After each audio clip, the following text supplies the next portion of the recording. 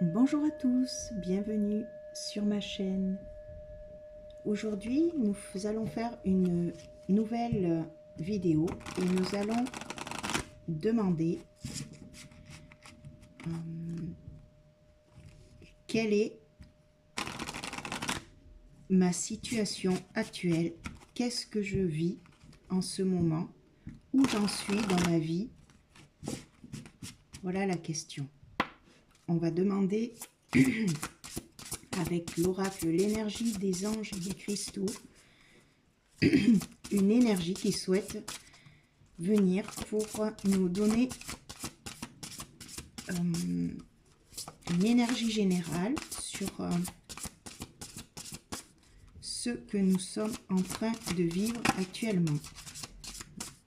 Où j'en suis dans ma vie, vers quoi je vais.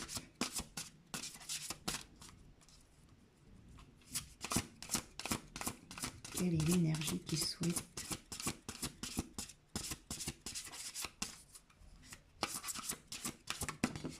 alors la réussite exemplaire. Je vous la mets là. Voilà.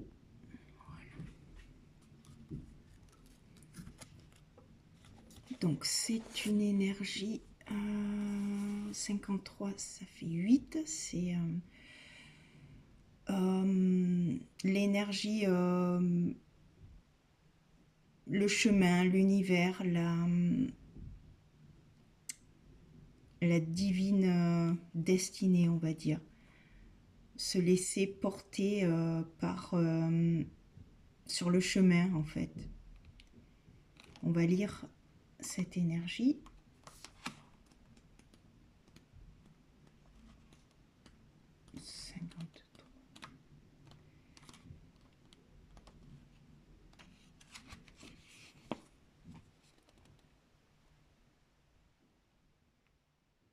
Alors, nous vous offrons la force de la grande réussite.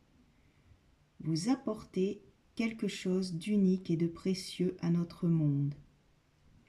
Certaines créations particulièrement intéressantes se manifestent très vite, tandis que d'autres, fruits de l'amour, exigent de la diligence, de la force et un engagement à long terme.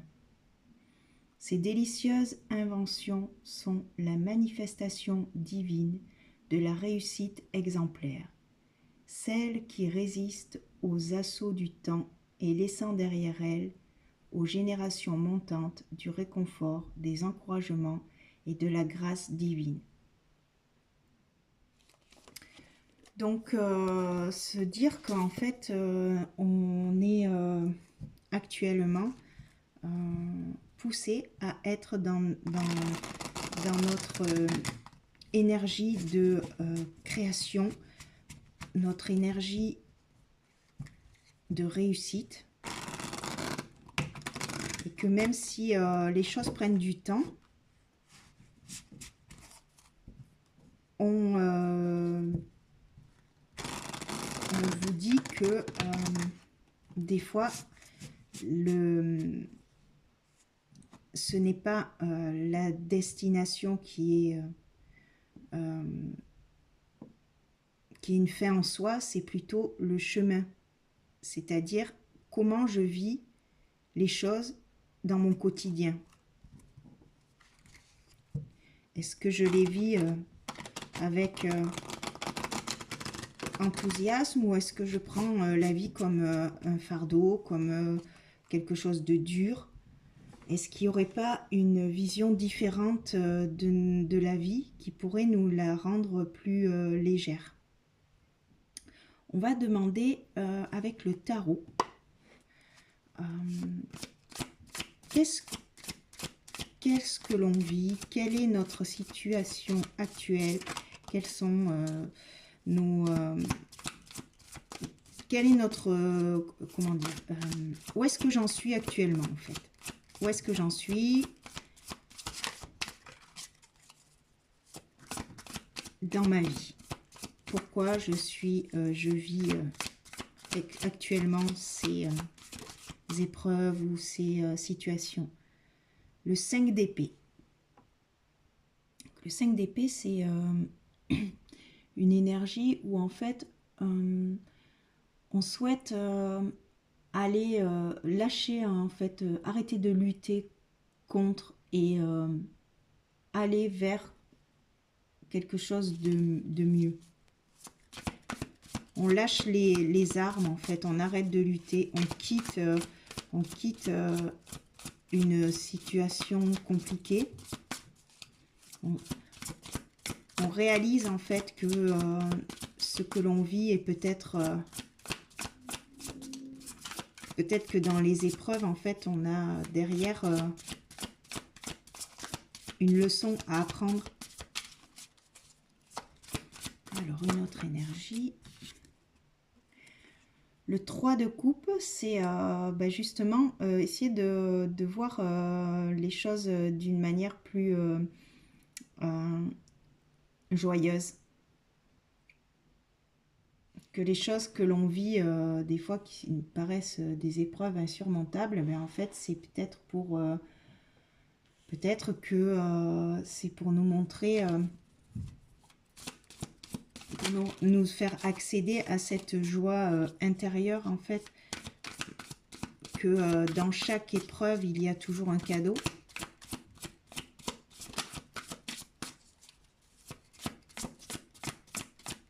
Peut-être les personnes qui nous font souffrir sont peut-être des personnes qui nous aident à évoluer, en fait, à nous montrer, en fait, des choses déséquilibrées en nous. 8 de bâton. 8 de bâton, c'est... les choses sont en train de se précipiter. Ça va aller vite, en fait. On est en train vraiment de sortir de ces schémas destructeurs, en fait, des schémas de la peur, en fait. On nous dit qu'il faut peut-être être dans une énergie de joie pour sortir de ce schéma de souffrance, en fait. D'arrêter de lutter, en fait. Valet de bâton, c'est être dans notre... écouter les idées, en fait, liées à notre inspiration, en fait. Qu'est-ce qui nous met en joie, en fait? Qu'est-ce qui nous met en joie dans notre vie, au quotidien? Regardez peut-être la partie lumineuse plutôt que la partie souffrante. Qu'est-ce que cela m'apporte, en fait, ce que je suis en train de vivre? Comment je peux en faire une expérience évolutive? 4 de Pentacle, c'est de peut-être rester... le 4 de Pentacle, c'est en fait être plus dans l'introspection à l'intérieur de nous, c'est-à-dire peut-être ne pas donner notre énergie à des choses qui nous servent pas, quoi, en fait, et qui nous polluent, qui nous enlèvent nos énergies, en fait. Peut-être prendre le temps de regarder dans notre vie quelles sont les énergies qui nous font évoluer et quelles sont les énergies qui nous prennent, en fait, du temps et qui nous enlèvent, en fait, notre inspiration, en fait. De peut-être se dire que c'est pas égoïste, en fait, de ne plus vouloir, en fait, donner son énergie, son temps à des choses qui nous font baisser en énergie, en fait. Le 2 de Pentacle. qui recouvre le 5 d'épée. Donc on nous dit en fait de rester dans l'équilibre entre notre partie, entre nos peurs et notre créativité, hein, entre la peur et la joie en fait, c'est-à-dire avoir suffisamment de discernement pour comprendre à quel moment cela me sert pour mon évolution et à quel moment là ça me sert pas du tout et ça m'enfonce et ça ne m'aide absolument pas. Donc en fait, essayer d'avoir du discernement dans notre vie concrète et pour pouvoir en fait sortir de cette dualité en fait. Alors, qu'est-ce qui va recouvrir cette envie d'aller vers cette joie profonde, de réussir à reconnecter avec cette joie profonde? Quelle est l'énergie qui souhaite recouvrir cette carte? Alors, j'ai le chariot. Le chariot, c'est en fait, on est sur notre chemin, mais de quelle manière nous allons l'aborder? Est-ce qu'on va prendre les choses qui nous arrivent comme des obstacles ou comme des opportunités pour grandir?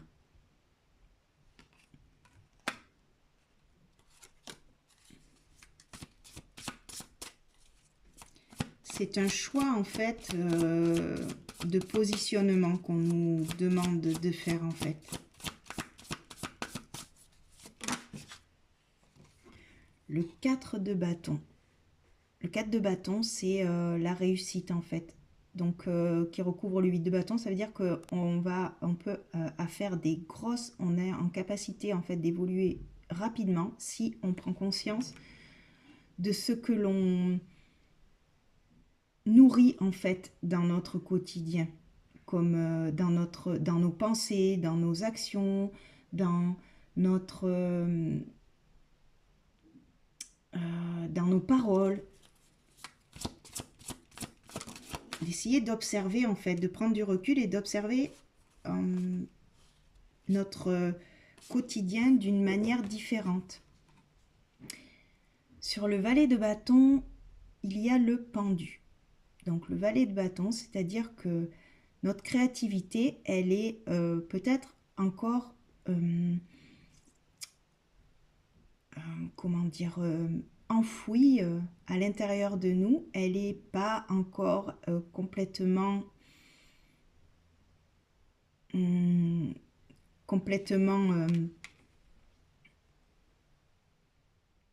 on ne sait peut-être pas forcément exactement discerner les idées, les bonnes idées créatives. Donc on nous demande de prendre un temps de réflexion, de voir les choses d'une manière différente pour justement capter les bonnes informations, les bonnes intuitions en fait, de réussir à se connecter à notre enfant intérieur qui lui est dans la joie en fait tout le temps. Mais voilà, ce petit garçon ou cette petite fille, elle a eu des souffrances étant enfant et du coup cela se répercute dans son monde d'adulte. Mais peut-être prendre le temps de parler à cet enfant et de lui indiquer que maintenant, en étant adulte, on a cette capacité de le protéger, de le sécuriser. Et là, c'est le 6 de coupe. Donc le 6 de coupe, c'est voilà, une petite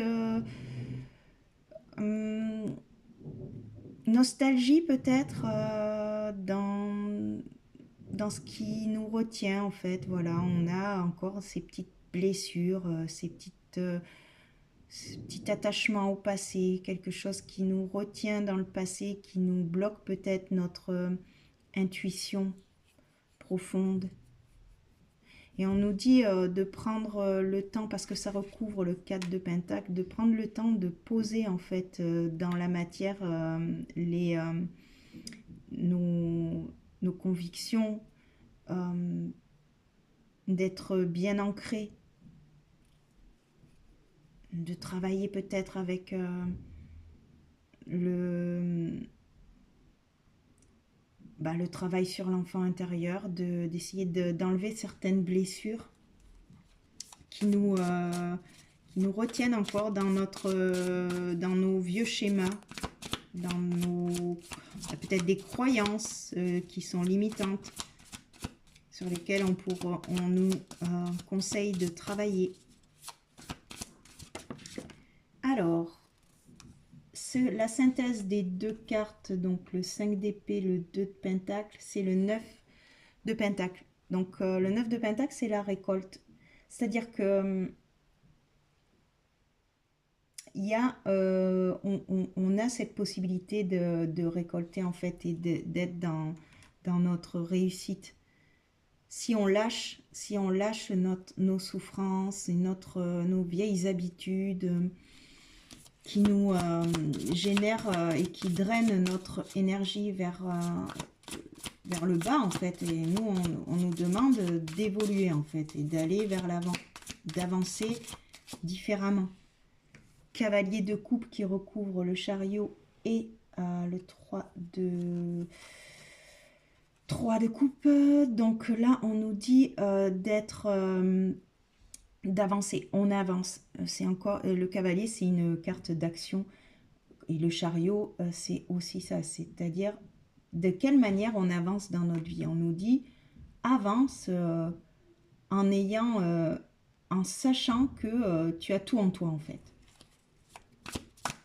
Que tu as tout en toi et que tu n'as plus qu'à aller vers ta réussite. De croire en ça en fait. De s'aligner sur cette énergie de réussite plutôt qu'une énergie de souffrance qui est reliée au passé, qui est reliée aux blessures d'enfance, qui remontent.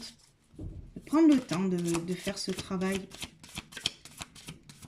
Mais ça peut aller vite, on dit que ça peut aller vite. C'est le 8 de bâton et le 4 de bâton, c'est on va vers une stabilité en fait. On a cette force. Et du coup, on peut aller rapidement vers cet équilibre. Alors, on demande une troisième énergie pour recouvrir ce 4 de bâton et ce 8 de bâton.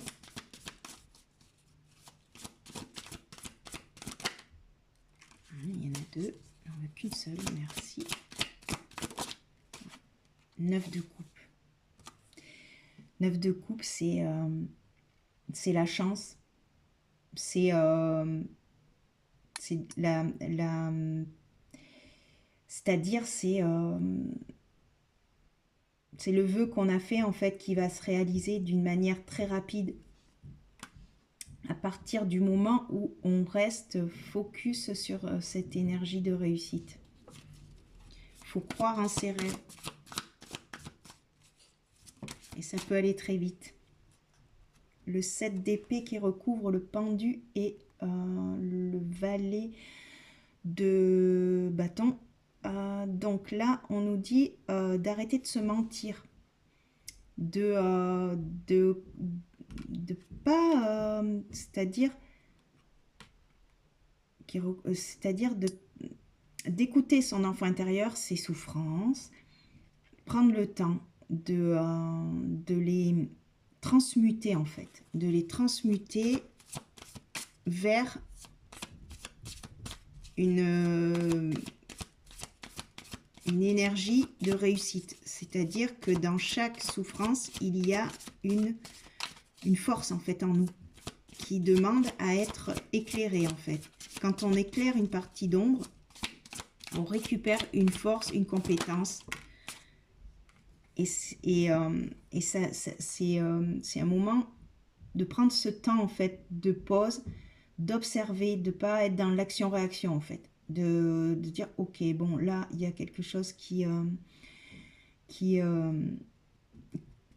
je ressens quelque chose qui me blesse, je suis assez humble, je prends du temps, j'ai la capacité en fait de transmuter, mais je ne reste pas dans une énergie qui me fait souffrir. Je prends du recul, je me pose, je regarde à l'intérieur de moi, j'observe, j'apporte, j'ouvre, je donne de l'amour à cette souffrance, je l'accueille, je ne la fuis pas, je ne mets pas sous le tapis et puis on verra plus tard. Ça, c'est terminé, ça, on ne peut plus faire ça. C'est ok, je me pose, je regarde, d'accord, ben je prends mon temps, je laisse passer cette émotion, elle va finir par s'atténuer parce que la vie c'est ça, il y a des hauts, il y a des bas, mais ça, on ne reste pas figé dans une situation, il y a toujours, comment dire, la vie c'est un courant, c'est la fluidité en fait, donc au plus en fait on va regarder nos ombres, nos parties souffrantes, au plus on va réussir à les dépasser plus rapidement. Au lieu d'y rester une semaine, on va y rester 2 heures. Et puis hop, c'est passé, on passe à autre chose. Et au plus on travaillera sur ça, au plus on arrivera en fait à équilibrer et au plus notre vie va se fluidifier. Et on sera dans cette énergie de réussite qu'on nous dit qu'on va y arriver. Hein. Donc là, pour l'énergie qui recouvre le 6 de coupe et le 4 de pentacle, c'est-à-dire que la reine de coupe, c'est une carte qui indique qu'on arrive en fait à ouvrir son cœur, à guérir en fait, à guérir nos émotions, à être dans l'accueil et dans cette sensibilité, parce que la reine de coupe, elle est sensible, elle est aimante. Et justement, ça lui a procuré peut-être des blessures, parce que c'est quand on est sensible, on a plus de... On est moins... on a plus, c'est cette partie féminine vulnérable qui est peut-être touchée, mais on nous dit que c'est qu'on arrive maintenant à avoir cette conscience que l'ouverture du cœur en fait nous aide en fait à aller vers notre force puissante, parce que l'énergie du cœur c'est l'énergie la plus puissante en fait qui soit. On guérit tout en fait avec l'énergie du cœur. Mais c'est pas facile d'être d'incarner en fait cette vulnérabilité comme une force en fait, parce que dans le passé ça nous a créé des souffrances en fait, mais en faisant ce travail dans notre quotidien jour après jour, eh bien notre vie va se fluidifier en fait et ça sera de plus en plus facile. En dos là nous avons le fou. C'est-à-dire là c'est pour moi cette énergie que je ressens là qui descend, c'est d'être dans cette insouciance du petit enfant intérieur, de qu'est-ce qu'on aimait faire quand on était enfant. On était dans l'instant présent, on n'était pas en train de se morfondre sur notre passé ou notre avenir, on était ici et maintenant et chaque jour était un nouveau jour. On était là, bon ben aujourd'hui, ce matin, qu'est-ce que je fais? Ah, je fais ça, wow, cool. Ce midi, on mange. Hop, cet après-midi, qu'est-ce que je fais? C'était vraiment juste instant présent. On ne se souciait pas de savoir qu'est-ce qui allait nous arriver dans un an ou on était dans l'instant présent, dans le jeu, dans la joie, dans l'insouciance, mais la bonne insouciance en fait. Et du coup, on était dans notre créativité.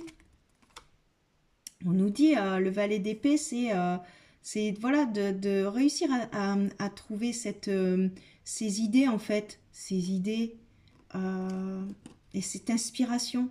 Parce que on va c'est ça qui va nous rendre heureux en fait. De se retrouver dans cette insouciance de l'enfance qui nous permettait de connecter à cette joie en fait intérieure.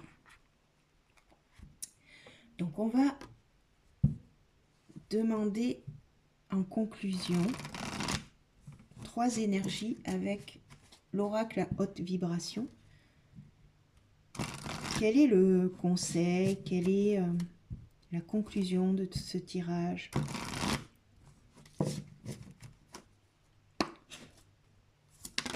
Où j'en suis? Qu'est-ce que je dois faire?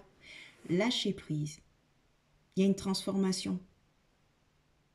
Si on prend là, les énergies que l'on vit actuellement sont des énergies qui nous aident à nous transformer en fait, à regarder en soi et à accepter ce processus d'évolution qui est à notre portée pour évoluer, pour devenir ce magnifique papillon. Mais pour devenir ce magnifique papillon, eh bien, il y a trois phases à accepter, c'est-à-dire la phase où on est un ver de terre, un ver, la phase où on rentre dans notre chrysalide, cette période où justement on va regarder à l'intérieur de nous, on va se transformer, on va regarder. Donc ça c'est quand même une période un peu compliquée parce que on est face à notre noirceur en fait, hein, à nos démons intérieurs, à nos peurs, à nos souffrances. Mais cela nous permet de nous transformer en fait et de voir que derrière tout ça, il y a des forces que l'on récupère en fait au fur et à mesure que l'on avance dans notre chemin. Et ça, on nous dit qu'au plus on va laisser faire les choses, au moins on va résister en fait à ce que la vie nous propose, au plus ça peut aller vite. Et au plus on va être vraiment dans notre alignement et du coup d'être dans cette fluidité de la vie qui va nous aider. L'amour, voilà, c'est de rester dans cette énergie puissante de l'amour. Continuer à s'aimer suffisamment pour accepter que les choses qui nous arrivent sont des cadeaux, même si c'est des choses compliquées, des choses qui nous font souffrir. Mais si on a dans cet état d'esprit de se dire que nous sommes des créateurs, que si nous restons connectés sur cette énergie puissante d'amour, nous allons réussir à réaliser nos rêves. Et en troisième énergie, nous avons clarté d'esprit et de cœur. Donc justement, se libérer le mental en fait, faire de la place, lâcher en fait nos souffrances, regarder le monde d'une manière différente, d'une manière libre, indépendante, de se relier à son cœur et de se dire qu'en fait la vie, elle peut être lumineuse si on arrive à la regarder avec les yeux de l'amour. Voilà. Alors pour terminer, en dos, il y a nourris ton âme. Donc en fait, c'est un processus évolutif où on nous conseille en fait de se relier à cette partie de nous, cette petite voix intérieure qui nous parle d'une manière positive, qui nous aide en fait à développer en fait notre arbre en fait, notre arbre de vie. Et on le nourrit comment cet arbre? Comment on nourrit cette petite graine pour que ça devienne un arbre? On lui donne de la bonne nourriture. Ou sinon, on récolte pas des bons fruits. Voilà, nous avons terminé avec cette guidance sur la situation que l'on vit actuellement, quelles sont les opportunités que l'on peut